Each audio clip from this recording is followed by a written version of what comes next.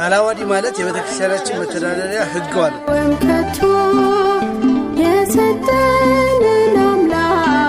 ቃለ ዓዋዲ ላይ ምን ያስቀምጣል? ልክ እንደዚህ አደረጃጀቱ ከየት እንደሆነ በተናገረበት አንቀጹ ላይ ደግሞ የጊዜ ሰሌዳ ያስቀምጣል።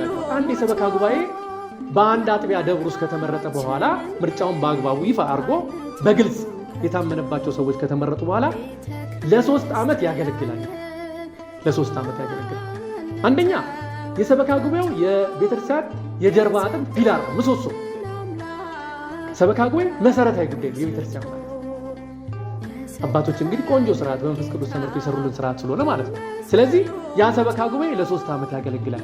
ልክ 3 ዓመት ሪፖርቱ ነው 3 ዓመቱን እንደጨረሰ ልክ በአደባባይ ደግሞ ቅስቀሳ ይደረግና ለምዕመናኑ ገለጻ ይደረግና 2 ወይም ደግሞ 4 ሰንበቶች ነው እሑድ 4 ሰንበቶች በአግባቡ ቅስቀሳ እየተደረገ ጊዜው እንዳለቀ ተነግሮ የሰራው ሰበካ ጉባኤ ደግሞ በ3 ዓመት የሰራውን የልማት ስራ የልማት እንቅስቃሴ ያደረገውን ነገር ሪፖርት ካደረገ በኋላ ደግሞ ለምዕመናኑ ሪፖርት ካደረገ በኋላ ሌላ 3ኛ ዓመት መድገም ይችላል ብሎ አስቀምጧል።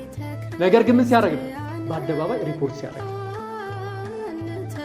ጠንካራ ሰበካ ጉባኤ ከሌለ ቤተክርስቲያን መልማታችንን መተዳደራችንን፣ ጠንካራ ሰበካ ጉባኤ ከሌለ ሀብታችንን ወይም ደግሞ ቤተክርስቲያን የሚገባውን ሀብት ይባክናል። ጥሩ ነገር እንዲሰራበት ወይም ደግሞ ዘላቂ የሆነ ልማት እንዲሰራበት አይሆንም። ስለዚህ እንዳትረሱ ሁላችሁም ማስታወስ የሚገባችሁ ሰበካ ጉባኤ የቤተክርስቲያን የጀርባ አጥንት ነው ማለት ነው። የቤተክርስቲያን የራሷ ሆነ መዋቅራዊ አደረጃጀት አላት። ልክ አጥቢያ ላይ ስንመጣ እንግዲህ የመጨረሻው መዋቅር ሰበካ ጉባኤ።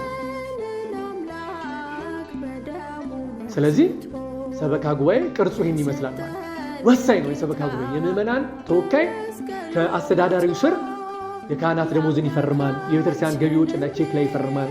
ንብረቶቿን ያስተዳድራል። ከምዕመናን የተወከሉ ማለት ነው። አያችሁ፣ ለዚህ ነው ቅድማውን በስርዓት በአደባባይ የተነገረላቸው የታወቁ የተመሰከረላቸው በሃይማኖታቸው ጠንካራዎች የሆኑ ነዋይ ሀብት የማያሳሳቸው የቤተክርስቲያንን ንብረት በአግባቡ የሚያስተዳድሩ ያላቸውን ጊዜ መስዋዕት አድርገው ቤተክርስቲያንን በአግባቡ የሚመሩ ወንድሞች እህቶች እንዲመረጡ ቃለ ዓዋዲው በአግባቡ አቅጣጫ አስቀምጡ። ዛሬ ግን እኛ ቤተክርስቲያን ላይ አሁን የተመረጠው የሰበካ ጉባኤ ጊዜውን ጨርሶ 3 ዓመት ጊዜውን ጨርሶ በድብቅ በማይታወቅ በድብቅ ትክክል ባልሆነ አካሄድ ሌላ 3ኛ ዓመት እንዲደግም የቤተክርስቲያን ኃላፊዎች ይህን ስርዓት ሰርቷል። አሁን እኛም ቤተክርስቲያን 3 ዓመት ጊዜውን በአግባቡ ተመርጦ የጨረሰ ሰበካ ጉባኤ ነው የሚያስተዳድራት ቤተክርስቲያን። ይሄ ደግሞ ጉዳት አለ፣ የዘርፊዎች ጉዳት አለ። አንደኛ ልማት ላይ አሉታዊ ተጽዕኖ ያመጣል። ልማቱ ላይ ችግር ያመጣል። ልማቱ ላይ እንቅፋት ያመጣል። ቤተክርስቲያን በአግባቡ እንድትዳደር አያደርግም። ዘርፈ ብዙ ችግሮች አሉ እኛ ቤተክርስቲያን ላይ አሁን የማንዘረዝራቸው። አሁን ለጊዜው ይህን ጉዳይ ነው ያነሳነው። ስለዚህ ይሄ ቃለ ዓዋዲ እንዲከበር ይሄ የቤተክርስቲያን ቃለ ዓዋዲ ስንል እንግዲህ ሁላችንም የምታውቁት ቅድም ብያችኋለሁ የቤተክርስቲያን የምትተዳደርበት የስርዓት መጽሐፍ ወይ ደግሞ የቤተክርስቲያን ሕገ መንግስት ነው።